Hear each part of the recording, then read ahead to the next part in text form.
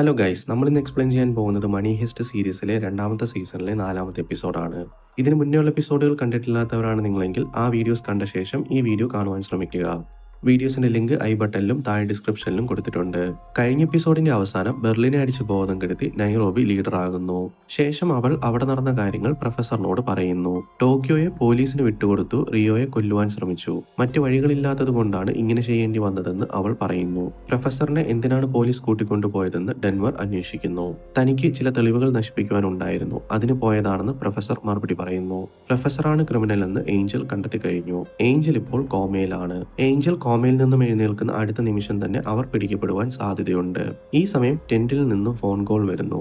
റക്കേൽ ടോക്കിയോയെ ജയിലിലേക്ക് അയച്ച വിവരം പറയുവാനാണ് വിളിച്ചതെന്ന് പറയുന്നു. സാധാരണ പോലീസ് അക്യൂസ്ഡിനെ 72 മണിക്കൂർ കസ്റ്റഡിയിൽ വെച്ച് ചോദ്യം ചെയ്യാറുണ്ടല്ലോ.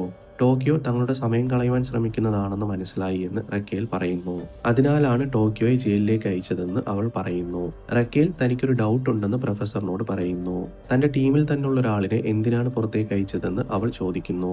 തന്റെ ടീമിനുള്ളിലുണ്ടായ ഒരു പ്രശ്നം കാരണമാണ് അങ്ങനെ സംഭവിച്ചതെന്ന് പ്രൊഫസർ സത്യം പറയുന്നു. റോബറി ടീം പതിയെ തോറ്റുകൊണ്ടിരിക്കുകയാണെന്ന് റക്കേൽ പറയുന്നു.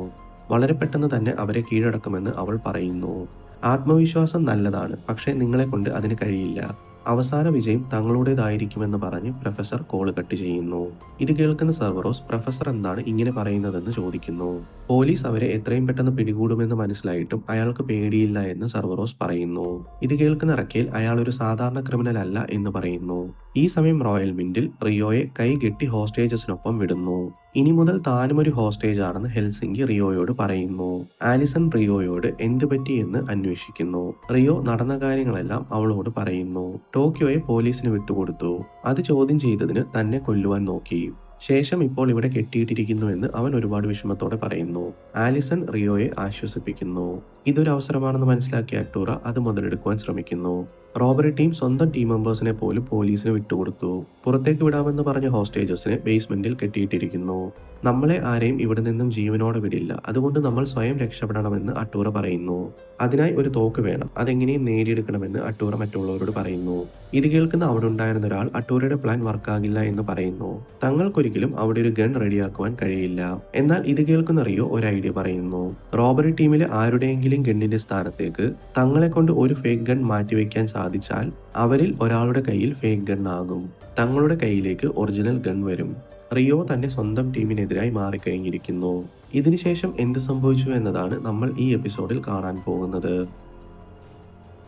Hello guys, welcome to my channel Mallu explanation 2.0. ഈ വീഡിയോ നിങ്ങൾക്ക് ഇഷ്ടമായാൽ തീർച്ചയായും ലൈക്ക് ചെയ്യുക, ചാനൽ സബ്സ്ക്രൈബ് ചെയ്യുക, നിങ്ങളുടെ അഭിപ്രായങ്ങൾ കമന്റുകളായി രേഖപ്പെടുത്തുക.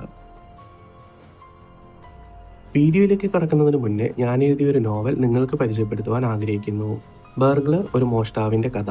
ബർഗ്ലർ എന്ന പേരിൽ മുന്നറിയിപ്പ് നൽകി തുടർച്ചയായി മോഷണങ്ങൾ നടത്തുന്ന ഒരു മോഷ്ടാവ്.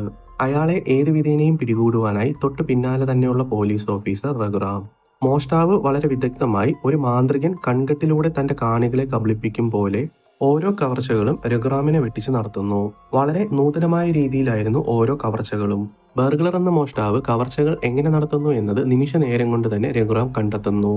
ബർഗ്ലർ എന്ന പേരിൽ മുന്നറിയിപ്പ് കൊടുത്ത് കവർച്ചകൾ നടത്തുന്നത് ആര്? തന്റെ കൃത്യങ്ങൾ മുന്നറിയിപ്പായി രഘുറാമിന് നൽകുന്നത് എന്തിന്? ബർഗ്ലറിന്റെ വ്യത്യസ്തമായ മോഷണ രീതികളും അവ കണ്ടെത്തുവാനുള്ള രഘുറാമിന്റെ ശ്രമങ്ങളുമാണ് ബർഗ്ലർ, ഒരു മോഷ്ടാവ് എന്ന നോവലിന്റെ കഥ. റോബറി ത്രില്ലർ കഥകൾ ഇഷ്ടപ്പെടുന്ന ഒരാളാണ് നിങ്ങളെങ്കിൽ നിങ്ങൾക്ക് തീർച്ചയായും ഈ നോവൽ ഇഷ്ടപ്പെടുവാൻ സാധ്യതയുണ്ട്.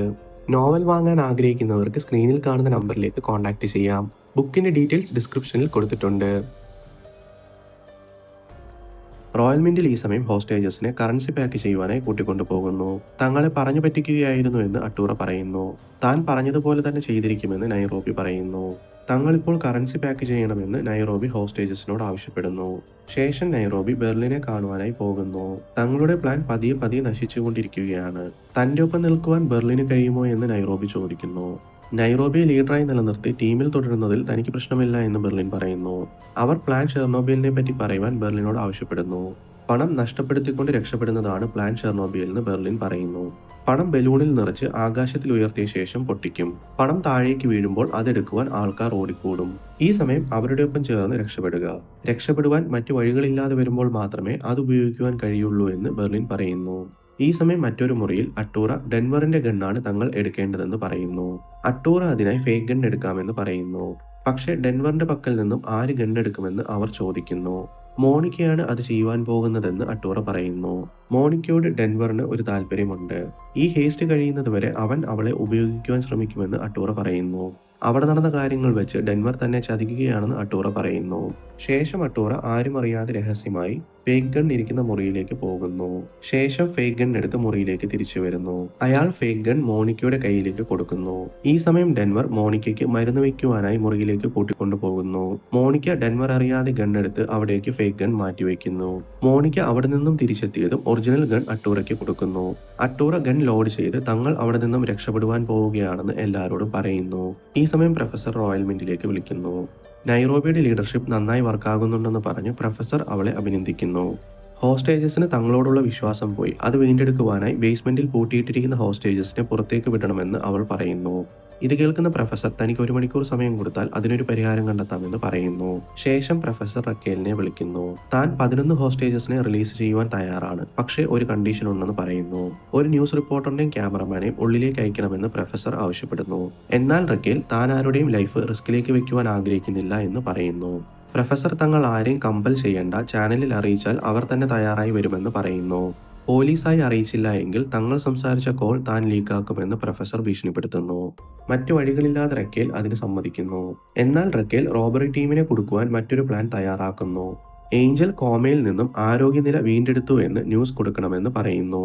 അങ്ങനെ ചെയ്താൽ പുറത്തുള്ള ക്രിമിനൽ ഉറപ്പായും ഏഞ്ചലിനെ കൊല്ലുവാനായി വരും. അതുവഴി അവനെ പിടികൂടാമെന്ന് റക്കേൽ പറയുന്നു. ഈ സമയം റോയൽ മിന്റിൽ റിപ്പോർട്ടറും ക്യാമറമാനും ഉള്ളിലേക്ക് എത്തുന്നു. അവരോട് സംസാരിക്കുവാനായി ബെർലിൻ അവിടേക്ക് എത്തുന്നു. ഇത്രനാൾ റിലീസ് ചെയ്യാതെ ഇപ്പോഴെന്താണ് ഹോസ്റ്റേജസിനെ റിലീസ് ചെയ്യുവാൻ കാരണമെന്ന് റിപ്പോർട്ടർ ചോദിക്കുന്നു. തങ്ങൾ തോറ്റു തുടങ്ങി, മുന്നിലിനി മറ്റു വഴികളില്ല, അതുകൊണ്ട് സറണ്ടർ ആകാൻ പോവുകയാണ്.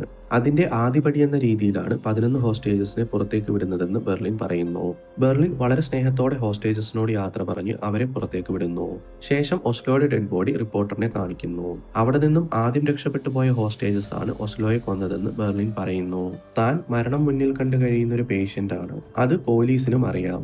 എന്നാൽ തന്നെക്കുറിച്ച് വളരെ മോശം കാര്യങ്ങളാണ് പോലീസ് ന്യൂസിൽ പറഞ്ഞിരിക്കുന്നത്. പിഞ്ചു കുഞ്ഞുങ്ങളെ പോലും വെറുതെ വിടില്ല എന്ന് പോലീസ് തന്നെ പറ്റി ന്യൂസിൽ പറഞ്ഞു. അത്തരമൊരു കേസോ തെളിവോ ഉണ്ടെങ്കിൽ അത് കാണിക്കണമെന്ന് ബെർലിൻ പോലീസിനെ വെല്ലുവിളിക്കുന്നു. താൻ മരിക്കുമ്പോൾ അങ്ങനെ ഒരു മോശക്കാരനായി മരിക്കുവാൻ കഴിയില്ല എന്ന് ബെർലിൻ ഇമോഷണലായി പറയുന്നു. ന്യൂസ് ടെലികാസ്റ്റ് ആയതും ജനങ്ങൾ റോബറി ടീമിനെ സപ്പോർട്ട് ചെയ്യുവാൻ തുടങ്ങുന്നു.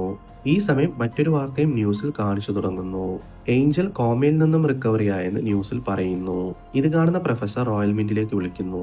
ഇത് കേൾക്കുന്ന ബെർലിൻ അതൊരു ട്രാപ്പ് ആവാൻ സാധ്യതയുണ്ടെന്ന് പറയുന്നു. തനിക്കും അങ്ങനെ തന്നെയാണ് തോന്നുന്നതെന്ന് പ്രൊഫസർ പറയുന്നു.